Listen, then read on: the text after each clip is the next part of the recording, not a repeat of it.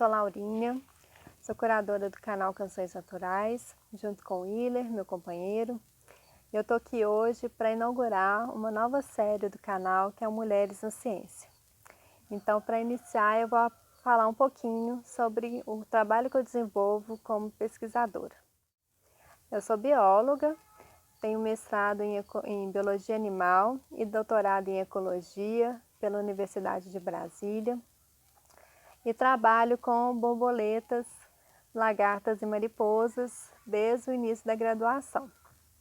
Eu trabalho principalmente com duas linhas de pesquisa. Uma é a distribuição espacial e temporal de borboletas e mariposas, principalmente no Cerrado e na Mata Atlântica. E a outra linha é sobre interações lagartas, plantas, hospedeiras e seus parasitóides.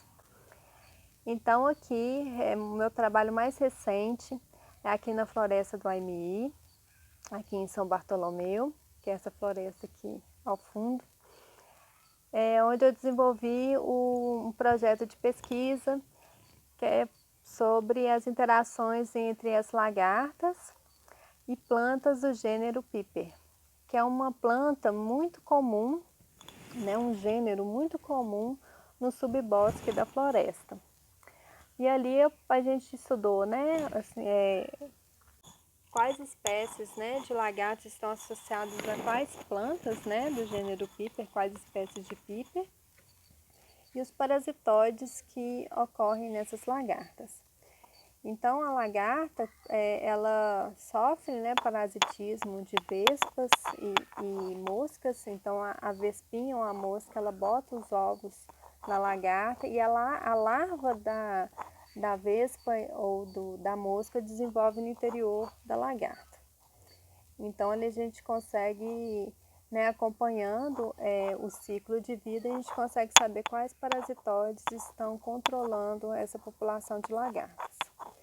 Então o trabalho é, né, de procurar as lagartas nas plantinhas, olhando folha por folha.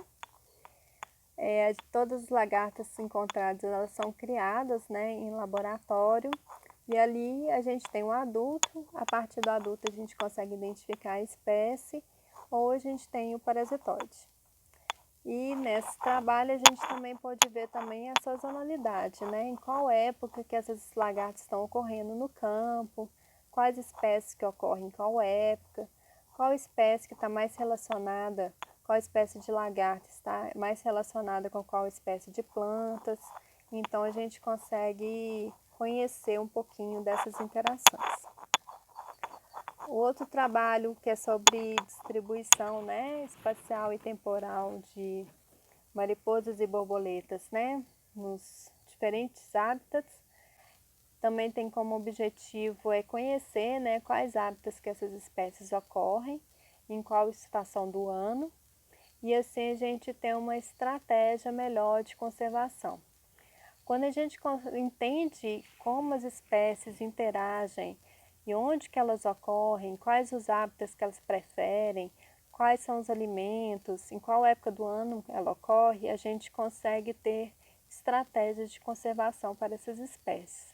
Então, os estudos científicos, né, com populações e comunidades biológicas são muito importantes para a sua conservação, porque o nosso uso do solo e as mudanças climáticas, elas vão afetar diretamente essas espécies.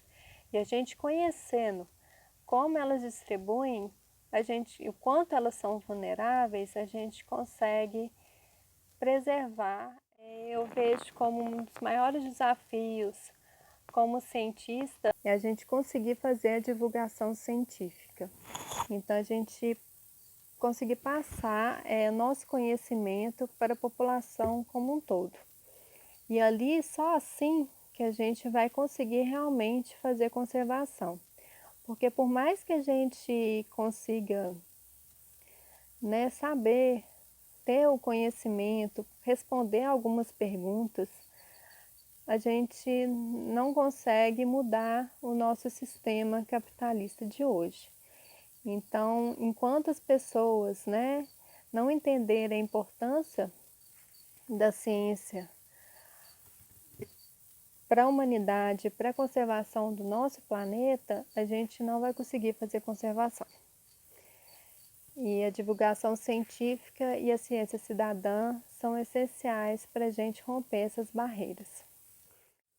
O que me motiva como cientista é a curiosidade. Eu sempre fui muito curiosa e observadora e muito encantada, né? Assim, eu me encantei assim com tudo na natureza, assim, desde sempre, desde criança.